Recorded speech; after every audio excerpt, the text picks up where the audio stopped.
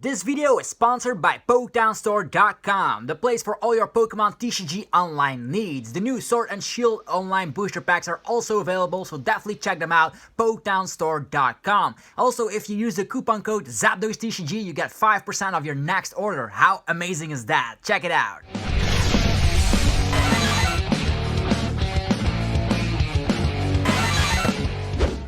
What's up YouTube, it's ZapDosTCG here and welcome back to another TCG video on my channel. In this video we're gonna talk about 30 amazing facts about the Pokemon TCG. I'm very hyped about this video. It's a new series. If you guys like videos like this, be sure to let me know by spamming that like button, because that way I know I have to make more.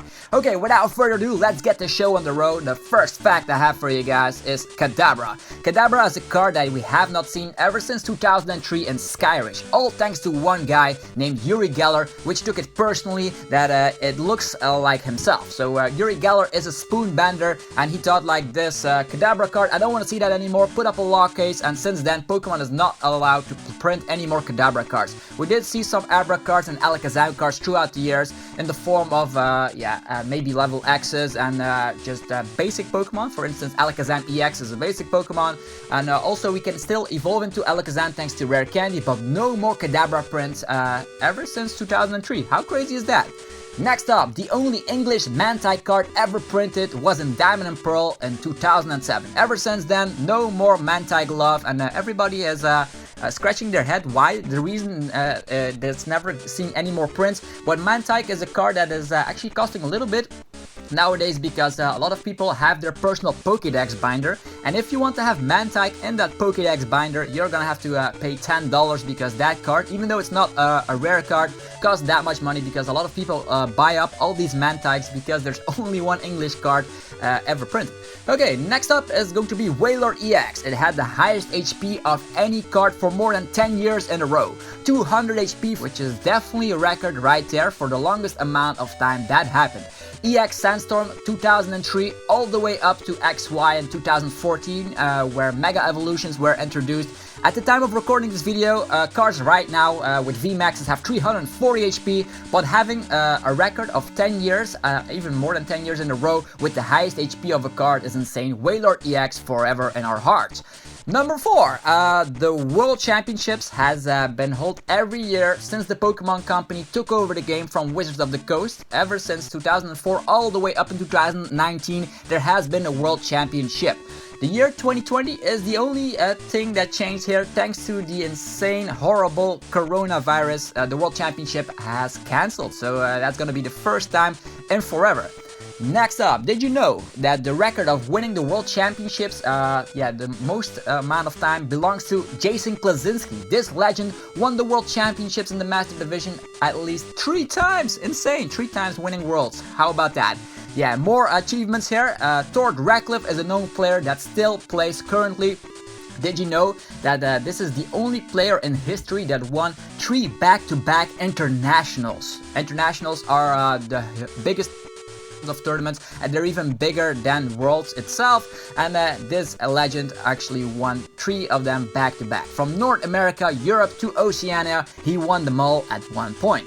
Number 7. As of the creation of this video, there are 87 English sets of the Pokemon TCG. 16 were made by Wizards of the Coast and 71 were made by the Pokemon Company.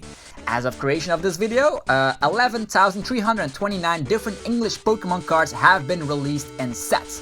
This is without counting the promo cards. If we would count promo cards, Japanese exclusives and other language exclusives for that matter, the number would be way larger. Considering the fact there are a ton of really expensive cards out there, collecting them all feels like a mission impossible.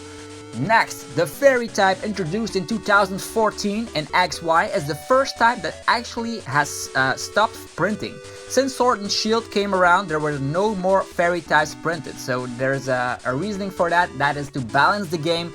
Cards that used to be Fairy types will now be considered Psychic types from now on. So that's insane to think about. They actually stopped printing a single type. They did not like the Fairy types. Why? Yeah, next up, Did you know that the first base set had a weird pre-release promo which wasn't supposed to find its way into the crowd? That's right, it's probably the most expensive English card as of late, as to date. There are only 8 of them in the world, and that is going to be the pre-release Raichu. It got printed by mistake, which is considered an error card and is very, very rare. Next, the biggest English set as of late is Cosmic Eclipse with a whopping 271 cards. What a monster set. The record before that I think was Skyridge, which also had a huge amount of cards, but 271 cards. That is just way too big. The smallest English set was of course the Detective Pikachu set with only having 18 cards. If we don't count these mini sets, it's going to be the Fossil set with only 62 cards. So not a lot of cards back in the day. So if you think about it, you could actually fill up like 4 Fossil sets with the Cosmic Eclipse set to have the equal amount pretty much. So that's insane. Okay, next up, did you know that Blaine's Moltres from the Gym Hero set was the first Pokemon card to have an attack cost of 5 energies? Yeah, that's right. Also, more talking about Blaine's cards, Blaine's Charizard from Gym Challenge had a wrong energy printed on the card. It stated discard all fighting energies, which is crazy to think about. You would never play fighting energies with fire energies. So that thing happened, and the same thing happened in Plasma Storm, where Charizard needed a fighting energy for its second attack. They did have, of course, an errata, so you had to use fire energies, but I guess the production people got confused with the energy symbols, or maybe they want to make Charizard rarer as ever before with printing error cards. Who knows? Okay. Up next, in 2011, it was the first time ever that they did a yearly rotation earlier than normal because of the black and white rules. The black and white rules stated that you could do anything in the first turn, you could even attack and all that. So that made actually a Sableye deck very viable. So Sableye was a card that forced us to go first, and yeah, that pretty much was a busted combo. There were Sableye decks, could draw out your entire deck, use something like Crobat GL or whatever to just put up some damage counters here and there and just dunk your opponent. So they had to do a rotation earlier. That's the first time ever they did that in 2011. Did you know that the Darkrai EX from Dark Explorers was the heart and soul of the winning decks of the 2012 and 2013 World Championship decks in the Master Division? Winning 2 years back to back, that Darkrai EX deck was insane. It never happened before with any other deck. The Legendary Collection set of 2002 was the first set to introduce reverse cards into booster packs, which we now absolutely adore, and everybody pimps out their decks with reverses. Also, it was the first set to include box toppers, so that is a very interesting set, Legendary Collections. The first banned card in the competitive scene was Sneasel from Neo Genesis. There was also that Mew from the movies, but that was not really legal from the first place. But Sneasel was legal during a small amount of time, and then they had to ban it because it was way too strong for its time. And yeah, also, we didn't see a lot of banned Pokemons back in the day. We had to wait a decade for banned Pokemons to become a common thing. The illustration card is the rarest card in existence. Only 6 were ever made and handed out to winners of a drawing competition. This is considered the holy grail in the Pokemon TCG scene. The Expedition set of 2002 was the first set to introduce the supporter rule as we know to date. You can only play one supporter during your turn, so that started all the way back in Expedition. Poison types had it rough throughout the years and had an identity crisis because they did not know which type to be. Poison types in the video games have been grass types in the early beginning of the TCG, for example this Coughing. Then in 2007 in Diamond and Pearl they swapped over to being a Psychic type because, well, why not? And then now with Sword and Shield they have become Darkness types, so make up your mind already, Poison types, what do you wanna be? The double Chaos Energy we all know and love was first printed in the base set, and then in base set 2, and then we had to wait 10 whole years to get a reprint. Can you imagine everybody losing their mind when it popped up again that the DCE gets a reprint in Heart Gold Soul Silver? That was an insane moment. I remember those days fondly. Nowadays DCE does get reprints more frequently.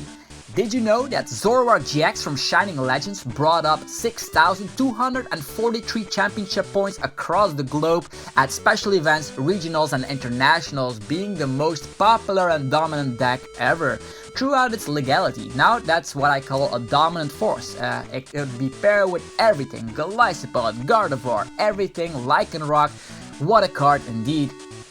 Neo Destiny was the last set that ever had first editions as its first print run. First edition cards are worth more than the typical unlimited print cards, and that was something special for Wizards of the Coast back in the day. So Neo Destiny, the last set to have first edition cards. The black and white Emerging Power set of 2011 was the first set to include TCGO code cards, which are now a common thing and are in every recent booster pack. But at the time it was very refreshing to see that in a booster pack. The World Championships has never taken place outside of North America. In 2021, that will be the first time that they are going to change things up with being held in London. This was normally planned for 2020 but had to be cancelled thanks to the COVID-19 crisis. With the Diamond and Pearl era, they also nerfed the weakness. Basics had a plus 10 weakness, Stage 1's a plus 20 weakness, and Stage 2's a plus 30 weakness. This is a more healthy balance for the game, as they stated back in the days, and then they switched it up again with Herd Gold Soul Silver, and then they had to change it again to a ×2 weakness. So I wonder what you guys prefer. Let me know down below. The Team Rocket set of the year 2000 was the first set to introduce secret rares into sets, with Dark Raichu appearing after the usual set number. Nowadays, they could go crazy with secret rares because some sets even have 30 secret rares. They don't feel that special to me anymore. Misty's Tears from Gym Challenge was a card that got completely different art in the English print, and that because of Misty being a little bit nude on the card, and the Western world did not like it, so they had to swap it up. And this is something that has not happened a lot in the TCG, but censorship does happen from time to time. And then the last one, the amount of cards in the booster pack hasn't always been the same. Base set started with 11 cards in the pack, and then with the e-reader series starting from Expedition, the packs contained 9 cards, and then that continued all the way up into Diamond and Pearl, where the packs contained 10 cards again. And this is still the fact today, so cards are right now in booster packs, there's gonna be 10 of them in there. So that was it for this video. 30 amazing facts about the Pokemon TCG. If you enjoyed this video and you want me to make more videos like this, be sure to mash the like button. Also subscribe for more content, and I'll see you guys in the next one. Stay safe, stay fresh, and thanks again for watching, guys. I'm out. Peace.